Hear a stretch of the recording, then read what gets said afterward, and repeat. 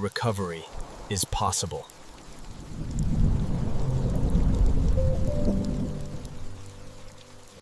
And I want to know, I don't know, it's just there's so many things that I don't know how to verbalize all of this. I don't know how to verbalize the pain and the regret, and the sorrow, and how sorry I am, how really, really sorry I am that this eats me each and every day. This eats up at me, and it's not. These videos were made to let go of that pain, to release myself from the guilt and the shame. But this is something that I'm unfortunately going to have to die with.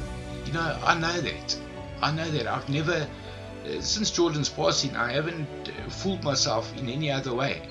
I know that these regrets and this shame and this guilt that I feel, I will die with one day. There's no getting around that. I keep myself busy, and I have my family, and which I love deeply, So I can keep myself occupied and preoccupied and distracted with my family. But there are moments when I think about him, and there are moments when I think about the hurt and the regret, and luckily over the years I've become a good enough liar and a person that's good enough at hiding things that I can feel this pain and feel this hurt without anybody knowing. It doesn't have to seep over into my home and into my house and into my relationship with my family. It doesn't have to. I can not that I can deal with it, but I understand the consequences of everything I've done over 20 years of addiction. I understand that for some things there is no forgiveness and there is no excuse. I understand that this is something that I brought upon myself and I need to live with. I need to live with the pain, and I need to live with the hurt. And to be honestly, it's the least I can do. It's the least I can do because I'm still here. I've made this part of this series so that addicts know that yes, it's never too late to recover. You can recover, but let me tell you, you don't always recover with no hurt. It's not a matter of recovering and life is all hunky-dory and back to normal. You have caused pain and you have caused conflict in your past that some people can't leave and some people can't get rid of or let go of. And a lot of it is still going to be attached to you. So there's going to be hurt and pain that you're going to carry around.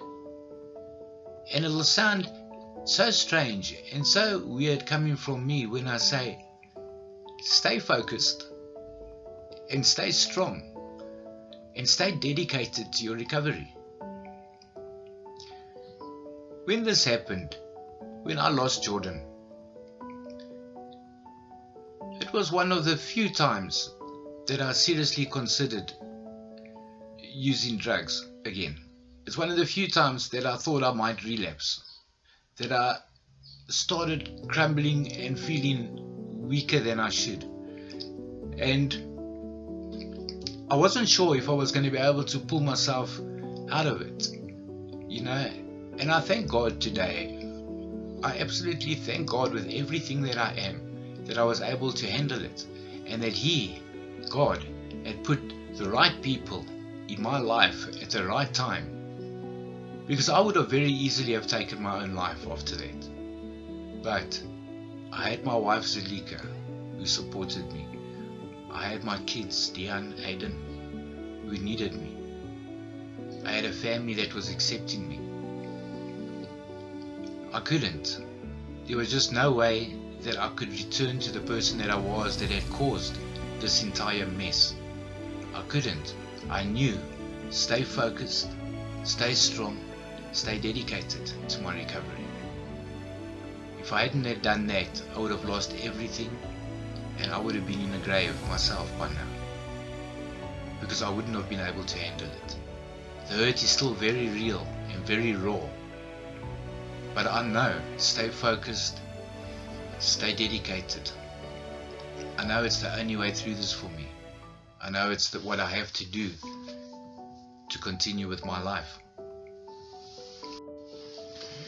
So the part of this that I'm about to tell you now is there might be different opinions on it and different thoughts, and I might upset a couple of people, and if I do, I'm quite sorry. But I'd just like to get into it. Jordan's funeral was in Alberton. Going there was one of the most difficult things I've ever had to do, as I first of all, I didn't know most of the people. Second of all, I was seeing family that I hadn't seen for quite a while. And third, but most importantly, I was going to say goodbye to my son. So it was extremely hard. When we walked into the church, I got enough dirty looks to know that I wasn't welcome, but that people had terrible feelings towards me. I'm not going to mention names through this part of it, but I'm just going to say I do know that, that they felt like I wasn't welcome, like I shouldn't be there. Like I said before, people don't often see that you're changing, that you're trying to change. They don't often see that the person that you were is no longer the person that you are. Jordan had something to say similar to that about what he wants people to remember, which you should listen to. Listen quickly. Okay. I would like people to remember me by not who I am, but who I was. Oh, no, sorry, let me rephrase. I don't want people to remember me who I was, but they must remember me by who I am. So when I die, someone must remember me by the person that I was when I died, not by the person that I was 10 years before or whatever, before they knew me. Yeah, so that was Jordan speaking up at my place one evening. Anyway, so when I walked into the church, I didn't feel very welcome. We all got seated, and then they started the sermon. Everybody got up to speak. I don't think I was offered beforehand or at the time if I want to say anything. I wasn't offered to do that. They had words written for Jordan from people, certain things that had just to a parting word to say to him. I wasn't given the opportunity to do that. I was cut out of the funeral very much. That by the end of the church service, some people were going through to the gravesite to where he was going to be buried. That I decided not to go with. I wasn't going to go with. I had said my goodbyes, and I wasn't going to go with. So yeah, just to say that it was a very difficult funeral for me. I had been to many before, but this one was very personal, and it was very hard. And it's something I'll also never forget. It was painful. It was painful. It was painful. It was painful not actually being the person that I was, which is his dad. I was Jordan's father, and I was totally excluded, and I wasn't even made out in any small type of way acknowledged that that's who I am. And part of me understands that what I had done in my life, how I had let him down, how I had lost him. But God knows, and people knows that that's not the whole truth of it all. That's not the whole situation. There's things missing from the picture. So yes, I have a lot of hurt because of it. But once the funeral ended, I was left with my wife, and we went home, and we spoke a bit, and again she made me feel a bit better and made me understand a bit more of why people had been like that, which I knew, but again, it's not for sympathy, it's not for pity, it's not for any of that. Please, whoever's watching this, understand, I don't expect any of that. But the hurt is still real. Being the father of Jordan, I've lost a child that I wanted to rekindle things with and try and make a life with still, that we could build something. I had lost him. And people refuse to see that. They refuse to see that.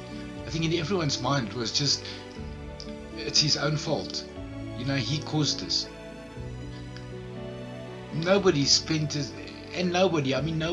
second thinking he could be hurting because he wanted to have a life still with Jordan, because he wanted to make things up to him. Nobody saw that. Nobody understood that. I don't even know, even up to today, if anybody understood that. But again, all of this, these videos are not just for me. These videos are for addicts, recovering addicts, active addicts, people that love addicts. It's for you to know. It's for people to know your actions have consequences. This could be one of them. Don't let this happen to you. As much as recovery is possible, don't let this be your recovery. Don't let this be the future that you are walking into. Make your changes now. Do things differently now. I love you all enough to say it's not worth it. It's not worth it. That euphoria and that life of drug use, of not having a care in the world, it's not worth it. Make your changes. Make your changes now. Speak out. Speak your truth. Speak to people, whether they like it or not. Tell them how you feel. Tell them what you're going through. Only when you let it out like that can you start making changes in your own life. So yeah, that was the funeral. My story is a long one. It's a lot of pain and a lot of hurt, a lot of situations and circumstances and things that had happened in my life. But it's not a unique one. And I know this because I've been to rehab so many times. And I've met so many people that have been in almost identical situations as me. I don't crave pity. I don't look for people to lift me up and congratulate me on how well I've done. Because I know there are hundreds of thousands of people in the same position, fighting each and every day to stay on their path to recovery, to stay clean and to stay strong. It's not an easy path. It's hard for people to do. I miss Jordan each and every day, and I see him in my youngest. I see him in myself when I look in the mirror. And I regret not getting to know him and not having a life with him. But I know that there's nothing I can do about it, and what's done is done. I understand that. I understand that forgiveness is something a lot of people won't be able to find. I'm not sure what people's thoughts will be after watching this video and me speaking about this whole episode that happened. I'm not sure how they will feel, but I needed to share it and I needed to get it off my chest because it's something that, yes, talking about it does make me feel a little bit better, but it's not something I can really talk about with anybody. The people I'd like to talk about it with, it's impossible. They wouldn't want to talk about it with me, so that makes it a bit harder. Jordan was before my wife, so it's a bit difficult to talk to her about it, so it's hard and it's difficult. But I want addicts to know that you don't give up. Please use me as an example. Please see. I don't know what more could happen to me, what worse now could happen. A little while after that I lost my mom as well. So, if we just look at it, I've lost a lot of people. I've lost my mom, I've lost my sister, I lost Jordan, I lost Tasita at birth, I lost Susan. There's been so much death, and so much hurt. And yet here I am. I'm still in my recovery. I'm still going strong. I'm planning on clocking out of this world like that, recovered, strong. And I need every addict to know that they can do it as well. Keep your head up, keep your chin up, and keep strong, keep focused. There's a goal out there for you to reach. And ultimately there's a reward waiting for you. So don't give up, don't quit, keep on trying. And thanks again for watching. I know it's been a pretty lengthy video, but it would have been hard for me to make short. I might split it in two, you'll only know that once they come out. But I thank you for listening. I thank you for taking the time. I apologize for the breaks in the video, but it was just pauses I needed to have. And I hope and pray that A is for Addict is helping some of you out there. I hope that you are seeing that recovery is possible. And I hope you're taking me at my word. Everything I say is from my heart. It's my truth that I'm speaking. There's a lot of things that I might be wrong on, that people might disagree with and say it wasn't like that. I apologize for that. But this is the truth as I remember it. Anyway, have a wonderful day. Have a blessed day. Thanks again for joining me. See you soon. Cheers. Recovery is possible.